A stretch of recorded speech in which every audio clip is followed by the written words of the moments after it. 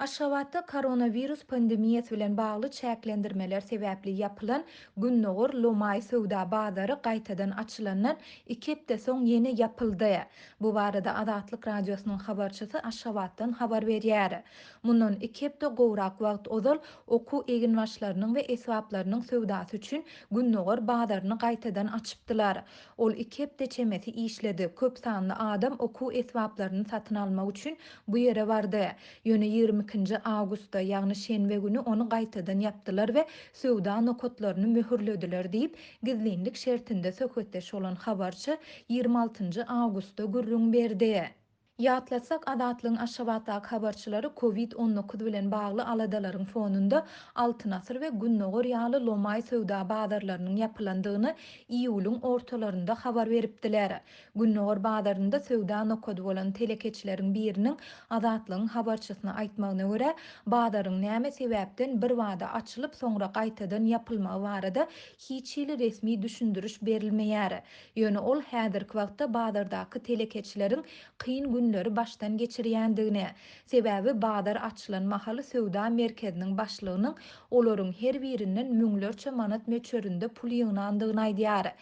Telekeçi bazar başlygynyň pullar bilen bilelikde ýitirim bolandygyny belläp, häzirki wagtda tapdyrmaýandygyny aýdýar. Bazaryň başlygy her bir sowda nokody üçin 50 000 manat aldy. Bu dollaryň resmi kursu bilen 14.285 gara bazaryň nyrhynda ortaça 2000 dollara deňdir. Ýöne bazary 2 hepde geçen soň ýene yapdylar. Biziň tölen pulumuz puç boldy, sebäbi sowdamyz böwetlendi. Biz tölen pulumuzy ýzyna almaga synanşýarys. Ýöne ol hiç ýerde tapdyrmaýar diýip telekeçi habarçymyza gürrüň berdi. Adatlyk radiosyna bu barada Aşgabat şäher häkimliginden, Sowda we Daşary ykdysady aragatnaşyklar ministrliginden we Günnogor bazaryndan kommentari almak başartmady. Paýtagtyň 11-nji etrapçasynda ýerleşýän bu bazarda Türkmensanyň ähli künjeginden getirilen gara mallar, owunuk mallar, dürli görnüşli guşlar, adyk hemde senat harytlary şol sanda egin eşikler we şoňa meňdeş önümler Lomay bahadan satylýardy.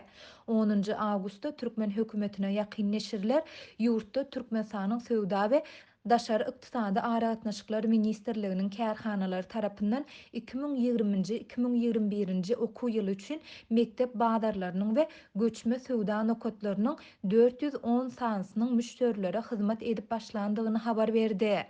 Habarda olaryň 54 sansynyň paýtagtda ýerleşýändigi aýdylsa-da, olaryň takyk nirelerdegi aýdyňlaşdyrylmady.